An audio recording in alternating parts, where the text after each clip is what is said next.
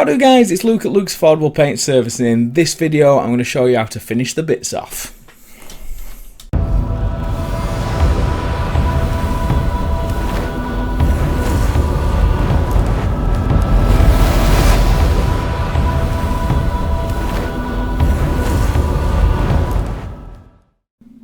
Right, so this is part 5, finishing a few bits off. Alright, I'm going to be doing bits of water effects, active water, we're going to be doing bits of easy quick rusting effects, blood splatters, some grass tufts. I know some people might find that a bit weird, but the board to me is like, I think the planet's called Armageddon in the 40k world. I don't know much about it, but it's got that sort of Fallout feel. It's like a war-torn, it's like thousands and thousands of years old. It's turned into a desert, and it's been left as a desert for hundreds of years. And so you've got like bits of ruined buildings left, so there's bits of vegetation starting to come back through, so you've got bits of grass where there's water and bits and pieces like that. It might be complete bollocks, it might be all wrong, but I think it looks kind of cool, so I've left it.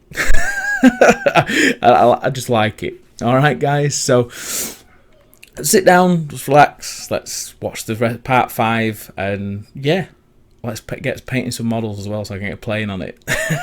So, see you at the end. Right, I'm going to mix up my own little version of like typhus corrosion. It's just what I use for like rust effects. It's brown paint, thin and medium, and then it's my ground covering mixers, which is soil and brown tile grout this time. Okay, just mix them all together in a pot. Add the tile grout as much or as little as you want, depending on how rough you want in the surface. Just remember that when you first paint it on, it will seem very smooth, but as it dries it becomes grainy. So bit of trial and error with this. If you've never done it before, don't bang it on your best model. Alright.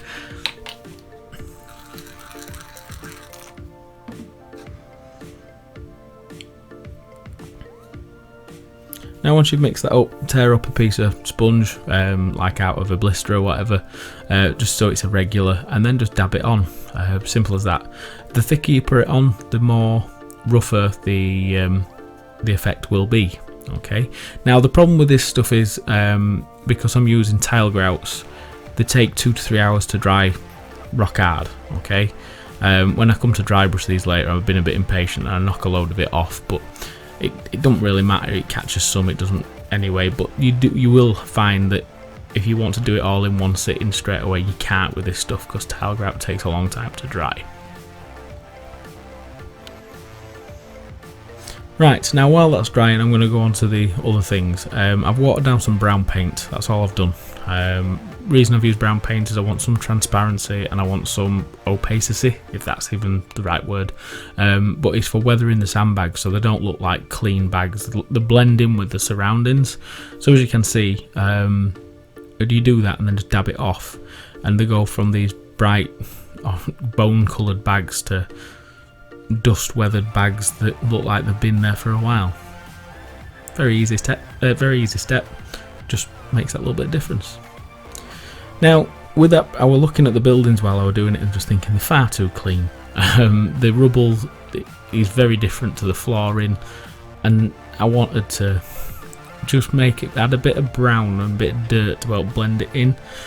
So I'm literally just copying the same principle that I did on the sandbags to the building and to the rubble, just to give it just a bit of dirt and a bit of brown so it's not grey. It adds like a filter. I will go into more dust effects and things like that in another video. I need to practice doing dust effects with weathering powders and things. It's not something I've properly done on a large scale, so once I've nailed it, I'll do a video showing everybody how to do it. Here's a close-up of the water down paint and dab technique for getting grimy walls.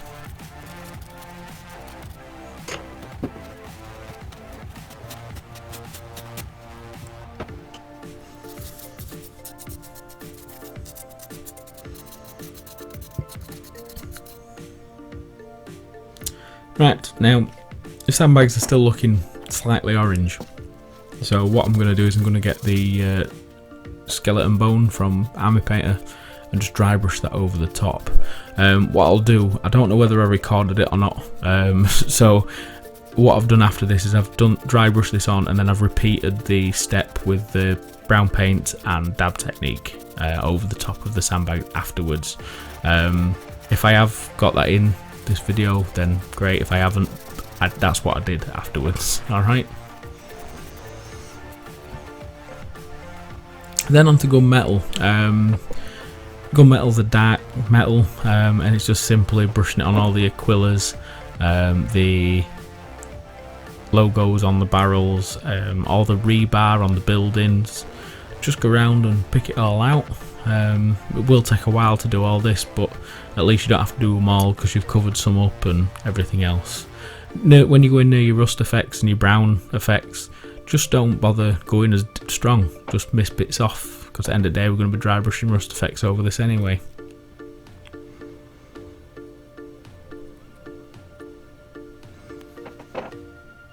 And then dry brush from Army Painter. You could use Riser Rust from Games Workshop. I'm sure there's hundreds of companies doing rust effects, but all it is orange paint that you dry brush. Okay, so dry brush this on over the top of all the brown effects. It was slightly wet because the tile grout hadn't dried. Like I say, I've been impatient, but you can always come back to it with the orange and apply to get it brighter and brighter and brighter.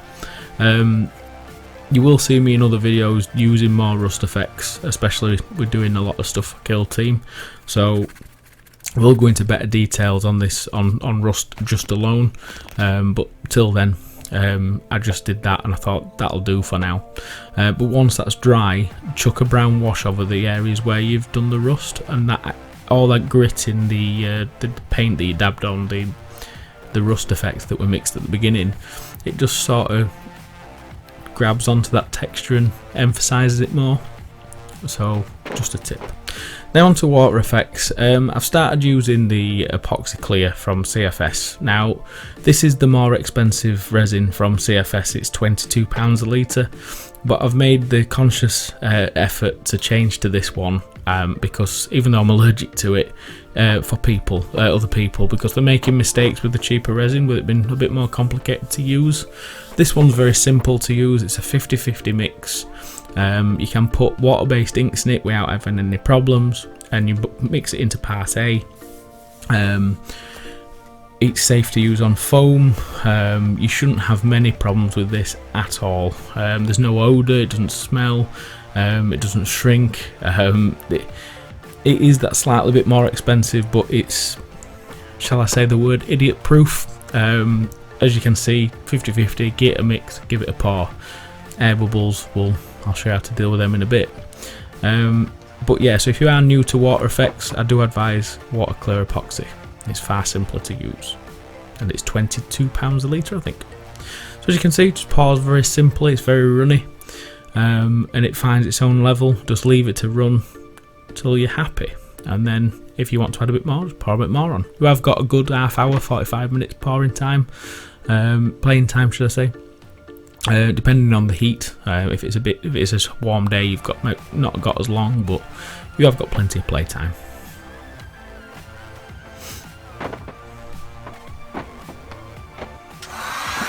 Right, if you do get any air bubbles, all you gotta do, heat gun, or you could blow on it with your mouth, but you get a bit lightheaded depending on how much you've done, or even just an air dryer on hot, and that will pop the surface bubbles.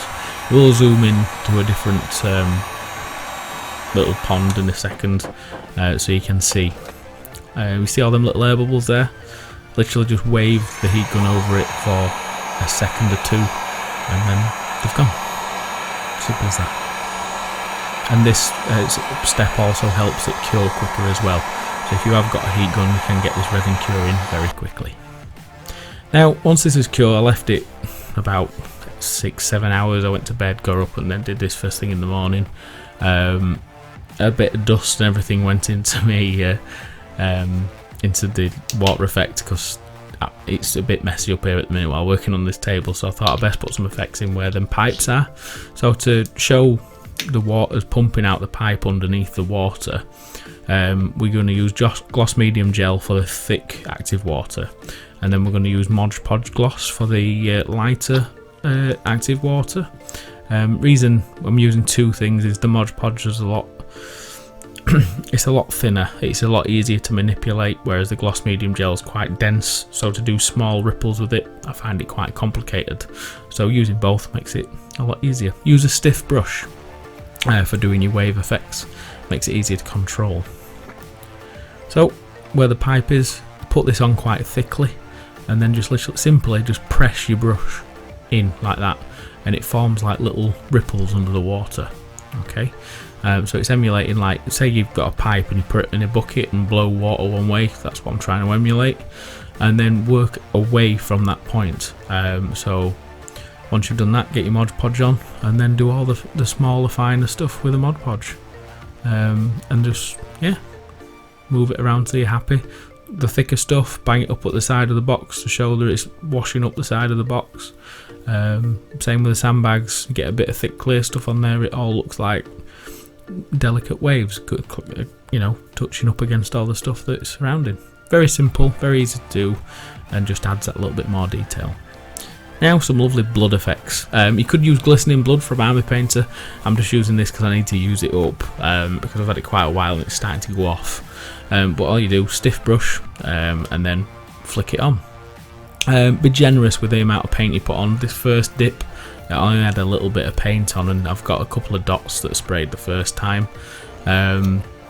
So when you stick it in, just get plenty on, and that way when you flick it, you'll get some nice lines and splashes and sprays. I advise wearing a glove because this stuff on your hands looks like blood. So people might think you've hurt yourself if you don't wash your hands when you've used it, but wearing a glove, it just saves you staining your hands to death like I do all the time.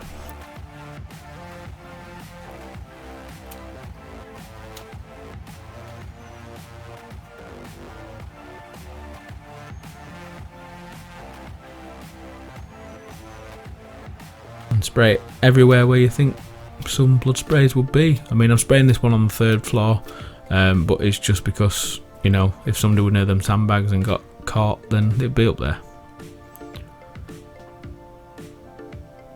Then I'll go around the buildings and show you the effects. I like spraying it like this rather than painting it on, just because you get a lot of waste. It's not very economical to do, but it looks better doing it like this, and it's not over the top, it's quite subtle. I especially like the thick bits that have hit and then gone across. They just look, especially that one, that's my favourite one. But yeah, as you can see, very simple technique. I'm sure loads of people know how to do this, but it's just one of them techniques that it really makes a difference, and I love it. Now I'm going to be using some tufts that I've made using the spring, Luke's APS spring, 4 and 6mm mixed together, to make some very tiny tufts. I mean, these are about, I think the base of them's about 5mm possibly.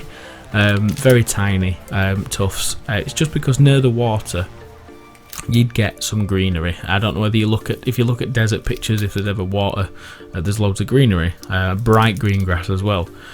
So I'm just sticking a load on. It adds a bit of colour, it breaks it up, because it was looking a bit muted, but I think this is a taste thing. I've done it because I like it. I know other people might not, but you don't have to do this step. And these are the version 2 larger tufts that I have for sale at Geek Gaming as well. You can make them yourself if you've got your flop box, and the grass that I use for this is 6mm spring, which can be all purchased below, so check the links out there. So yeah, that's it. I'll see you in a bit.